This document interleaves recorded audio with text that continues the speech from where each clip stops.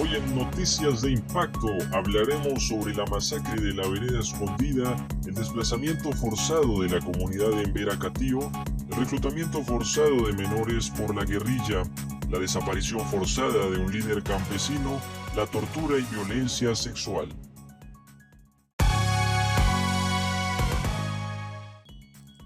En un país marcado por la violencia y el conflicto, hay historias que siguen sin ser contadas, historias de dolor, sufrimiento, lucha y resistencia.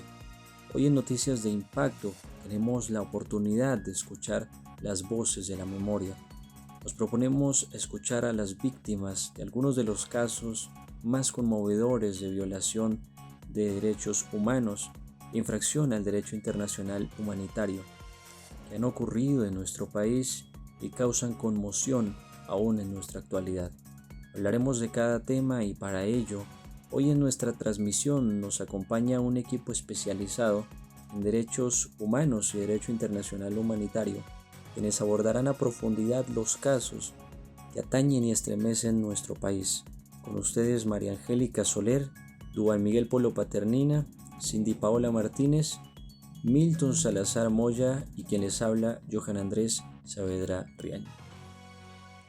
Buen día María Angélica, usted nos hablará sobre los hechos que acontecieron en el caso de la masacre de la Vereda Escondida. ¿Podría explicarnos cuáles fueron las principales violaciones de derechos humanos que se evidenciaron en este trágico suceso y por qué son consideradas de esta manera bajo la normativa nacional e internacional? Lamentablemente, Johan, la masacre de la Vereda La Escondida revela una serie de graves violaciones de derechos humanos. En primer lugar, el derecho a la vida fue flagrantemente violado con el asesinato indiscriminado de 15 campesinos, incluyendo personas especialmente protegidas como mujeres y ancianos. Este derecho es fundamental y está consagrado en la Constitución Política Colombiana, en los tratados internacionales como la Declaración Universal de los Derechos Humanos y el Pacto Internacional de los Derechos Civiles y Políticos. Adicionalmente, o en un segundo plano, debemos analizar y entender que se atentó contra la integridad de personas y de los sobrevivientes y de toda la comunidad, quienes sufrieron terror, angustia, violencia psicológica ante la brutalidad de los hechos. Finalmente, la destrucción e apropiación de bienes constituyen una violación de los derechos de la propiedad privada, que si bien no son un derecho fundamental en primera línea en todas las constituciones, no solamente la colombiana, sino las constituciones a nivel mundial, esta vulneración siempre, agrava la situación de vulneración de esta población. ¿Qué elementos específicos de la incursión paramilitar, como el tipo de víctimas y las acciones cometidas, permiten identificar claras infracciones al derecho internacional humanitario más allá de la simple privación de la vida? Absolutamente. Si bien la privación de la vida es una violación tanto de los derechos humanos como una infracción grave al derecho internacional humanitario, este último cuerpo normativo se centra en la forma en la que se desarrollan las hostilidades.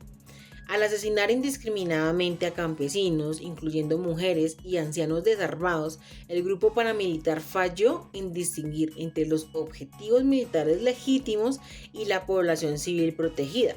Este es un principio fundamental del derecho internacional humanitario. Adicionalmente, el derecho internacional humanitario prohíbe expresamente los ataques dirigidos contra población civil que no participen directamente en hostilidades, y la incursión con el objetivo de asesinar a población civil constituye una grave infracción al derecho internacional humanitario.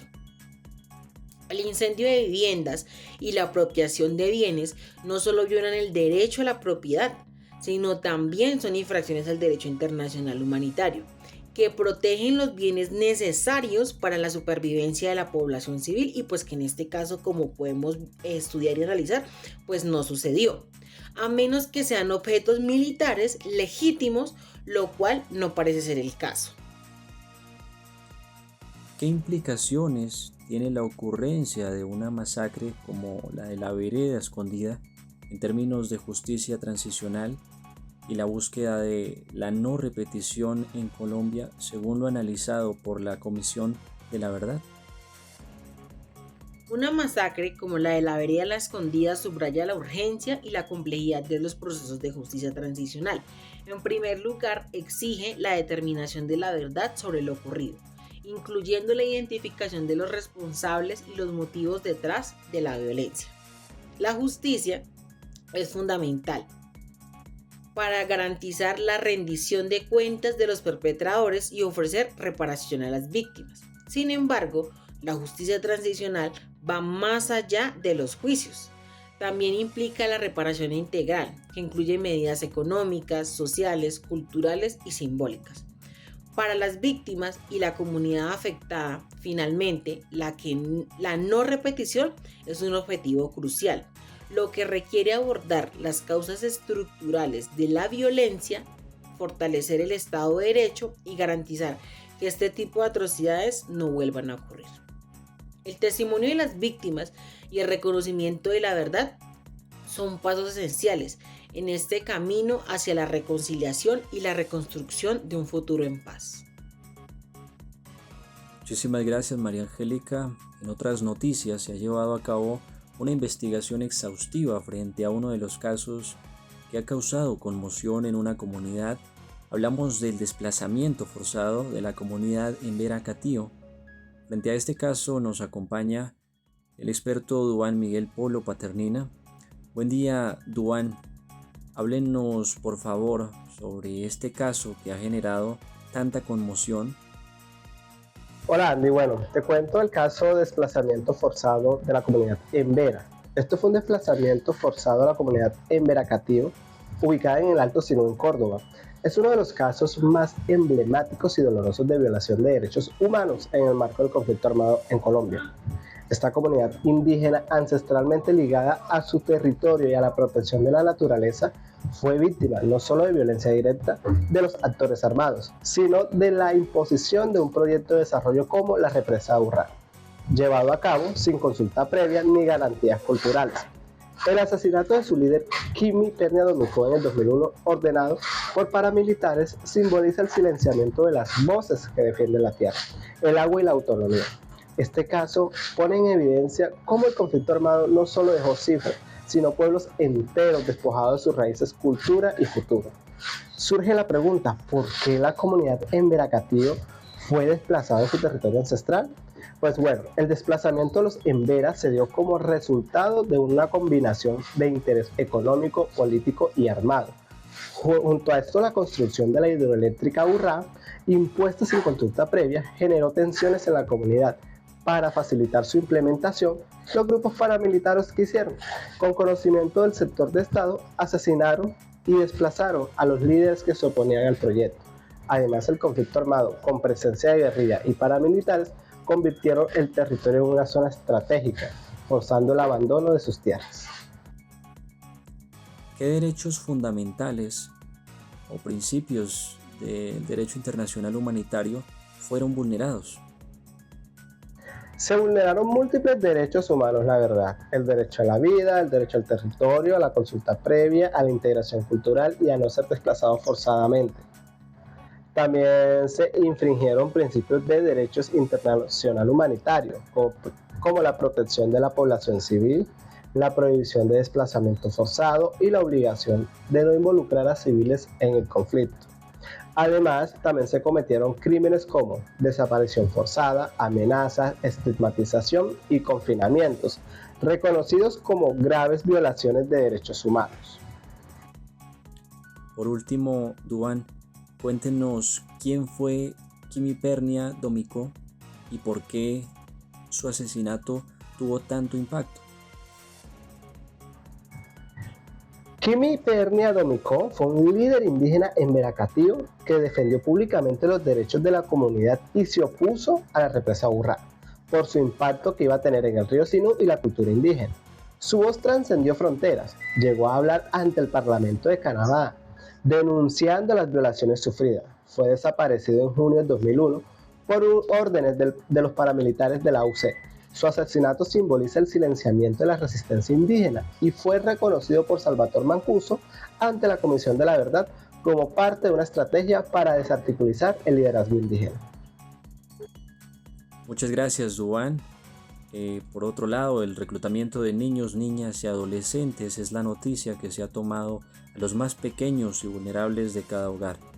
Un crimen de guerra que persiste en Colombia se ha convertido en la huella imborrable que sigue llevando a millones de víctimas a una guerra violenta que parece no tener un final. En Colombia, el reclutamiento de niños, niñas y adolescentes menores de 15 años es un crimen de guerra prohibido por el derecho internacional humanitario. Sin embargo, esta práctica común y generalizada ha persistido durante décadas y sigue siendo un problema grave en la actualidad. Según la investigación conjunta de la Jurisdicción Especial para la Paz y la Comisión para el Esclarecimiento de la Verdad, entre 1990 y 2017 se registraron 16.238 casos de reclutamiento de niñas, niños y adolescentes en todo el país.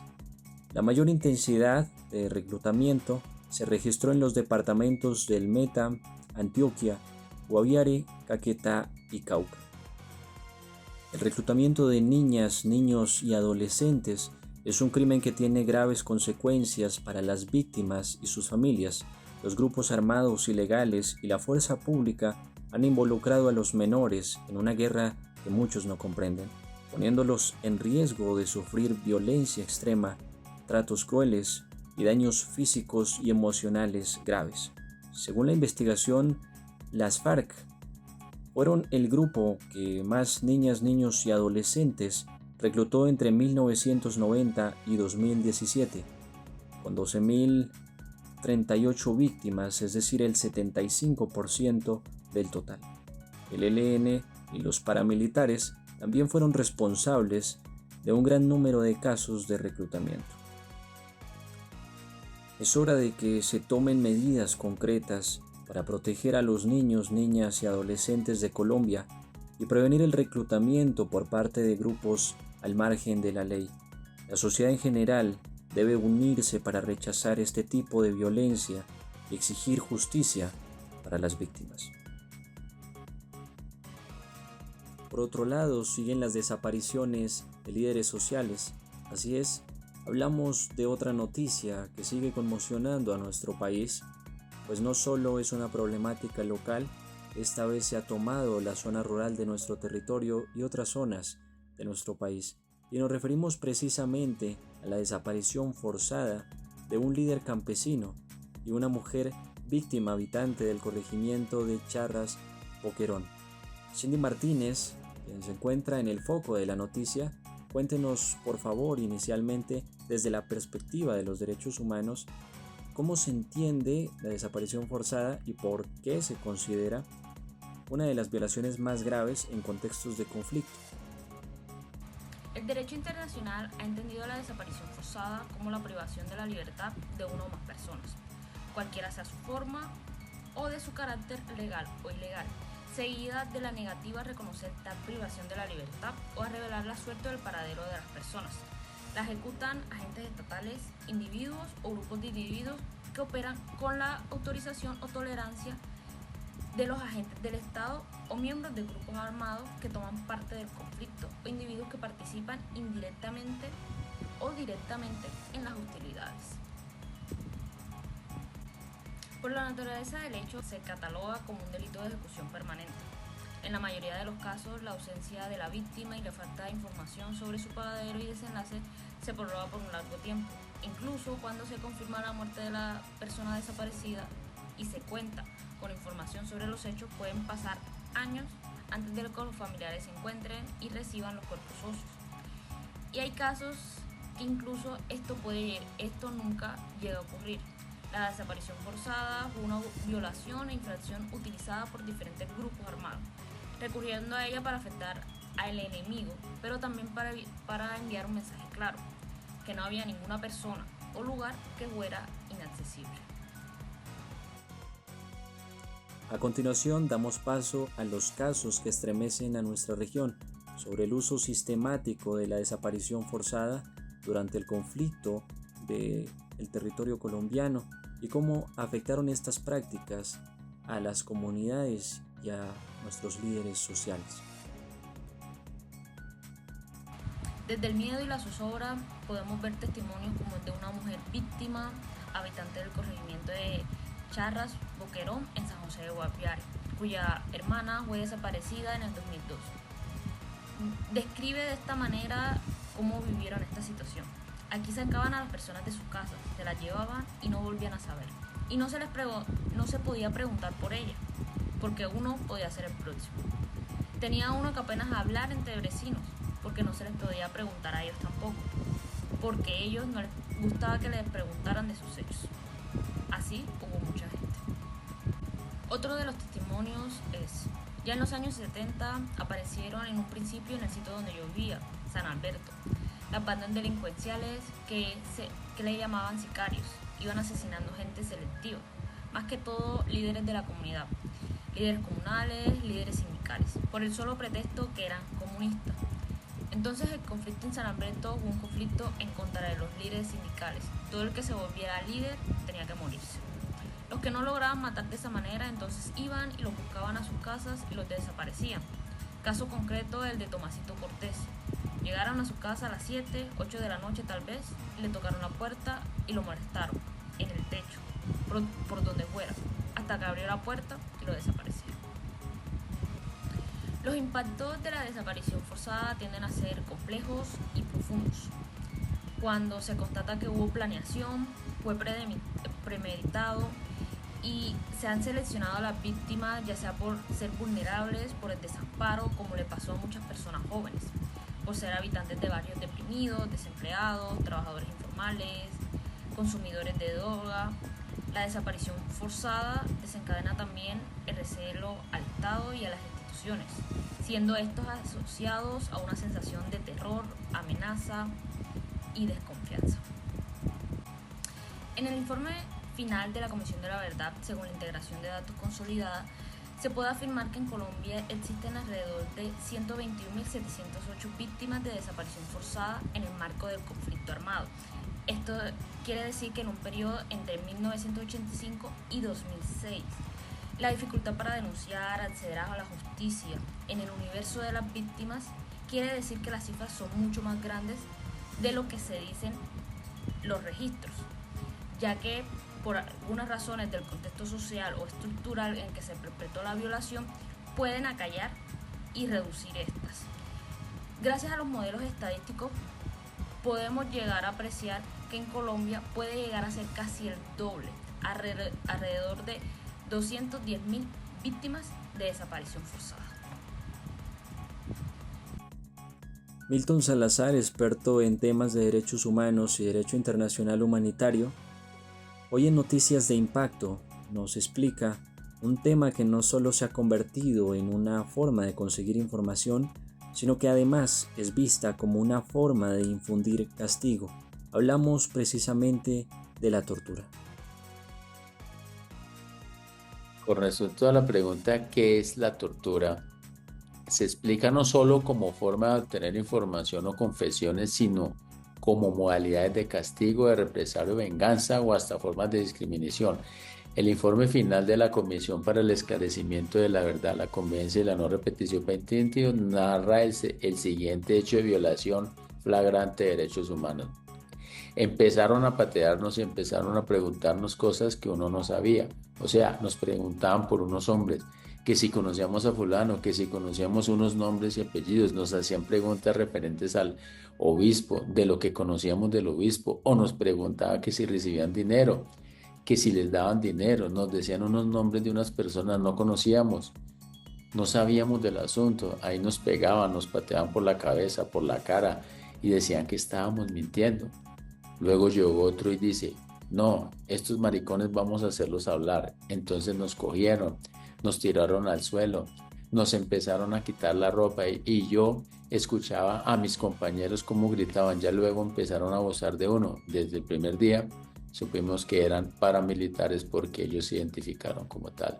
De acuerdo con lo narrado, la tortura se refiere a actos y omisiones que causan intencionalmente dolor, sufrimientos graves, físicos, mentales a una persona con el fin de obtener de ella o de un tercero información o confesión, castigarla por un acto cometido e intimidar o coaccionar a esa u otras personas o por cualquier razón basada en cualquier tipo de discriminación o con un fin ilegítimo por actores armados durante un conflicto. Dado el subregistro en las fuentes oficiales, sobre todo en hechos cuyo responsable es la fuerza pública, la comisión revisó las fuentes disponibles y elaboró una base de datos de víctimas de tortura entre 1978 y 1980, donde se registraron 1.340 casos de tortura. Por otro lado, los informes de Amnistía Internacional, como el de la primera visita de la Corte Interamericana de Derechos Humanos a Colombia, dieron cuenta de una práctica sistemática de torturas a detenidos. La práctica de tortura durante estos años, debido a la generalidad y sistematicidad de los casos, supone un crimen de lesa humanidad en Colombia.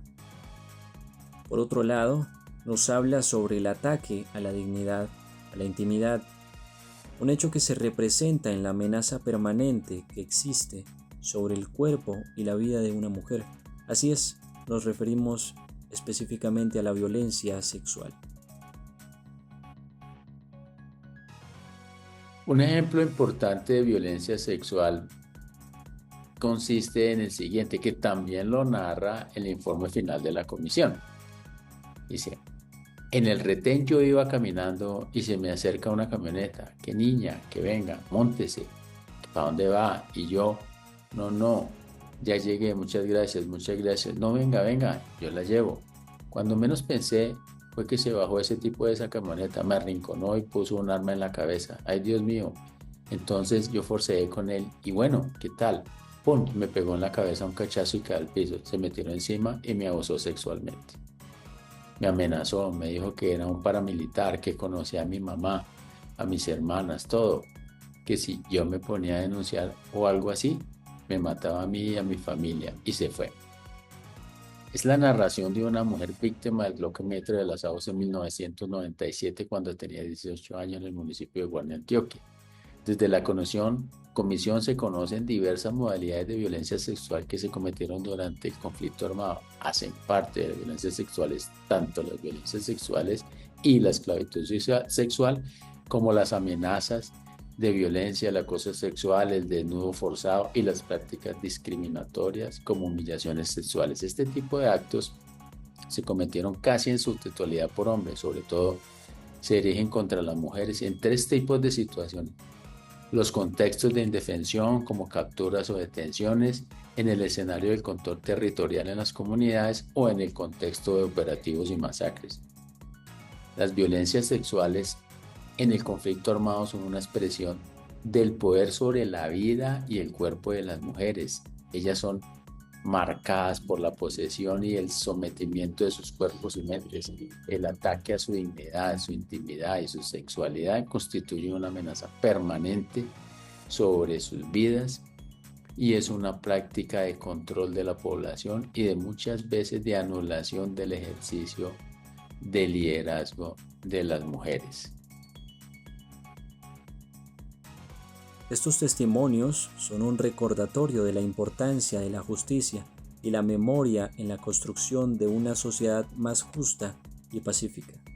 Esperamos que cada testimonio nos ayude a reflexionar sobre la necesidad de proteger los derechos humanos y prevenir la violencia en nuestro país. La memoria es un paso hacia la justicia y la justicia debe ser el paso que nos lleve hacia la paz. Gracias por acompañarnos en esta transmisión. Esto fue Noticias de Impacto. Hasta una próxima emisión.